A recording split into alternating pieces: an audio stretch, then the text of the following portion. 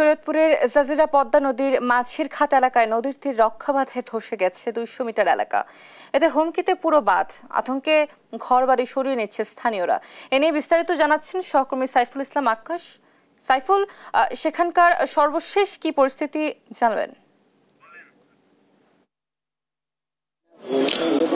অতসী পদ্মার আগ্রাসী ভাঙনে ঈদের দিনেও কিন্তু মানুষের যে উৎকণ্ঠা সেটি কিন্তু দেখতে পেয়েছি শরীয়তপুরের জাজিরার নাড়ুবার মানুষগুলোর। এই মুহূর্তে অবস্থান করছি মঙ্গলমাঝির ঘাটে। এখানকার চিত্র যদি দেখাই সেক্ষেত্রে কিন্তু আমরা দেখতে পাচ্ছি এখনই কিন্তু এই ভাঙনটি কিছুটা রয়েছে এবং স্থানীয়দের মাধ্যমে আমরা যেটি জানতে পেরেছি ঈদের প্রথম দিন ভোর 4:30 নাগাদ কিন্তু এই ভাঙন শুরু হয়। এর পরবর্তীতে কিন্তু তারা তাদের যে ঘর বাড়িগুলো রয়েছে, ঘর বাড়ি এবং গবাদি পশু যেগুলো রয়েছে সেগুলো কিন্তু এখান থেকে সরিয়ে নেওয়ার যে কার্যক্রম সেটি কিন্তু তারা চলমান রয়েছে। সেক্ষেত্রে তারা যে অভিযোগটি করেছে এখনো পর্যন্ত কিন্তু উপজেলা প্রশাসনের পক্ষ থেকে তাদের কোনো সহযোগিতা করা হয়নি। আপনাদেরকে একটু জানিয়ে রাখি যে 2012 সালে কিন্তু এই পদ্মা সেতুর ডানটির রক্ষা বাঁধটি করে থাকে বাংলাদেশ সেতু কর্তৃপক্ষ। সেক্ষেত্রে 110 কোটি টাকা ব্যয় কিন্তু এই কাজটি তারা করে। এর পরবর্তীতে গত বছর কিন্তু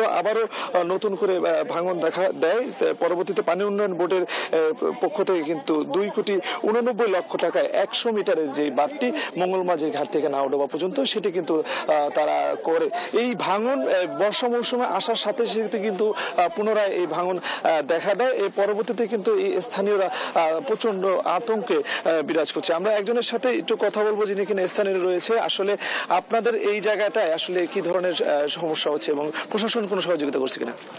প্রশাসন এখন, হ্যাঁ ধন্যবাদ, প্রশাসন এখনো আসছে, এখন পর্যন্ত আমাদের কোনো কাজের কোনো পাই নেই, আমরা অগ্রগতি দেখি নাই।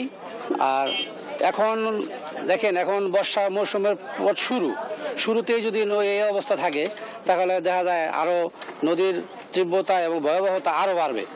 আর ধন্যবাদ আপনাকে। শুনছিলেন একজন স্থানীয় কথা। পাশাপাশি জাজিরা উপজেলা নির্বাহী যিনি ইউনো রয়েছেন কাবিরি রয়, তার সাথে কথা বলেছি। তিনি আমাদেরকে যেটি জানিয়েছেন এখানে যারা ঘরবাড়ি সরিয়ে নিচ্ছেন তাদের জন্য যে টিন এবং আর্থিক অনুদান সেটি কিন্তু উপজেলা প্রশাসন থেকে দেওয়া হবে এবং আজকে থেকে কিন্তু জিও ব্যাগ ডাম্পিং এর কাজ শুরু হবে বলে আমাদেরকে জানিয়েছে। এই ছিল শরীয়তপুরের জাজিরা পদ্মাপাড় থেকে সর্বশেষ।